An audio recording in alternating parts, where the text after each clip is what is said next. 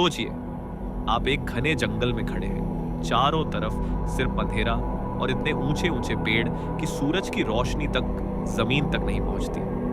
हवा पूरी तरह से खामोश है, लेकिन आपकी धड़कनें इतनी तेज हो गई हैं कि वो आपको ही डराने लगती हैं। अचानक आपके हाथ में पकड़ा हुआ कंपास घूमना बंद कर देता है। आप सोचते हैं शायद मशीन में कोई गड़बड़ है, लेकिन तभी कानों में एक ठंडी सी फुसफुसाहट महसूस होती है। आप पलट कर देखते हैं, मगर पीछे कोई नहीं। तभी दिमाग में एक नाम आता है। ये वही जंगल है जिसे पूरी दुनिया सुइसाइड फॉरेस्ट के नाम से जानती है, ओकिगाहारा। जापान के दिल में माउंट फूजी के ठीक नीचे ये जंगल फैला हुआ है। लगभग 30 वर्ग किलोमीटर का ये इलाका इतना घना है कि इसे लोग जुकाई यानी सी ऑफ ट्रीज कहते हैं। पेड़ इतने पास पास और ऊंचे हैं कि रोशनी अंदर घुस ही नहीं पाती। रास्ते इतने उलझे हुए कि कोई भी आसानी से भटक सकता है, और इसी वजह से ये जंगल आज दुनिया की सबसे डरावनी जगहों में गिना जाता है। लेकिन सिर्फ रास्ते या अंधेरा ही नहीं इस जगह को डरावना बनाता है, इसका अतीत। ओकिगाहारा का नाम आज सुसाइड फॉरेस्ट है, क्योंकि हर साल सैकड़ों लोग यहाँ अपनी जिंदगी खत्म करने आते हैं। पुलिस और बचाव दल को हर महीने यहाँ टेंट, रस्सियां और लाशें मिलती हैं। कहीं कोई पेड़ से झूलता मिलता है, कहीं कोई तंबू में बैठा आखिरी दिन बिताता मिलता है।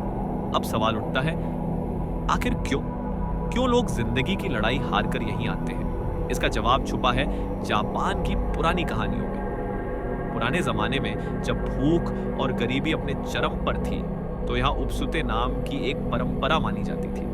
इसमें गरीब परिवार अपने बूढ़े माँ बाप को इस जंगल में छोड़ आते थे, ताकि उनका बोझ घर पर न रहे। वो बुजुर्ग धीरे धीरे भूख और ठंड से मर जाते और उनकी आत्माएं इस जंगल में भटकती रहती। कहते हैं वही आत्माएं आज भी इस जंगल को श्रापित बनाए हुए हैं। जो लोग ओकिगाहारा में गए हैं, उनका कहना है कि यहाँ अजीब सी बेचैनी रहती है। ऐसा लगता है जैसे कोई आपका पीछा कर रहा हो। कभी अचानक आपका नाम पुकारती हुई आवाज सुनाई देती है, लेकिन जब पीछे मुड़ते हैं तो वहां कोई नहीं होता। कई लोगों ने तो पेड़ों के बीच सफेद चेहरों और अजीब परछाइयों को भी देखने का दावा किया है। सबसे डरावनी बात है यहाँ का कंपास। वैज्ञानिक कहते हैं कि यहाँ की जमीन ज्वालामुखी पत्थरों से भरी है, जो मैग्नेट को गड़बड़ कर देते हैं। इसलिए कंपास यहाँ काम नहीं करता। लेकिन स्थानीय लोग मानते हैं कि ये जंगल का जादू है, एक ऐसा इशारा कि जंगल अब आपको अपनी गिरफ्त में ले रहा है। राहत दल जब यहाँ लाशें ढूंढने निकलते हैं तो उन्हें सबसे ज्यादा चीजें मिलती हैं। रस्सियां। आत्महत्या करने वाले लोग पेड़ों से बांधकर रस्सी लगाते हैं ताकि रास्ता भूलने पर वापस आ सके।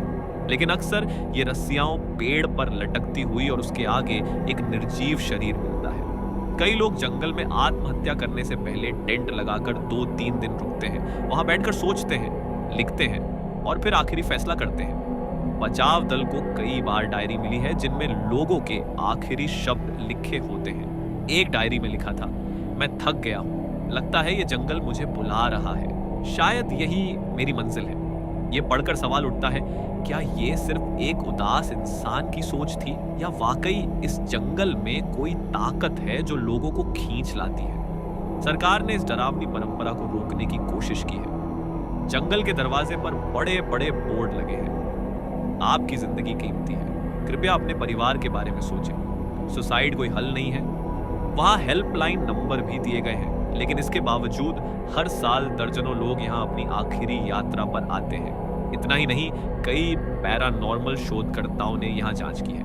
उनका कहना है कि इस जंगल के अंदर इलेक्ट्रोमैग्नेटिक फील्ड इतना अजीब है कि कैमरे और रिकॉर्डिंग मशीनें खराब हो जाती हैं। कभी अचानक वीडियो में कोई साया दिख जाता है, कभी आवाज में अजीब सी गूंज। एक जापानी लेखक ने कहा था, ओकिगाहारा में चलना ऐसा है जैसे आप जिंदा और मरे हुए लोगों की दुनिया के बीच की एक पतली सी रेखा पर चल रहे हो, और कभी कभी वो रेखा टूट जाती है।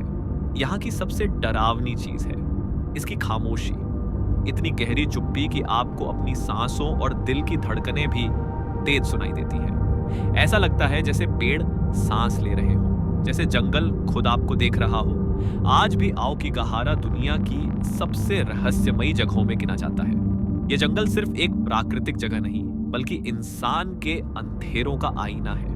यहाँ आकर लोग अपनी सबसे बड़ी कमजोरी, अपना अकेलापन, अपना दर्द महसूस करते हैं। शायद इसी वजह से लोग कहते हैं आओकिगाहारा सिर्फ एक जंगल नहीं, ये एक जीवित श्राप है। एक ऐसा श्राप जो इंसान को अपने अंदर समा लेता है और कभी वापस नहीं आने देता।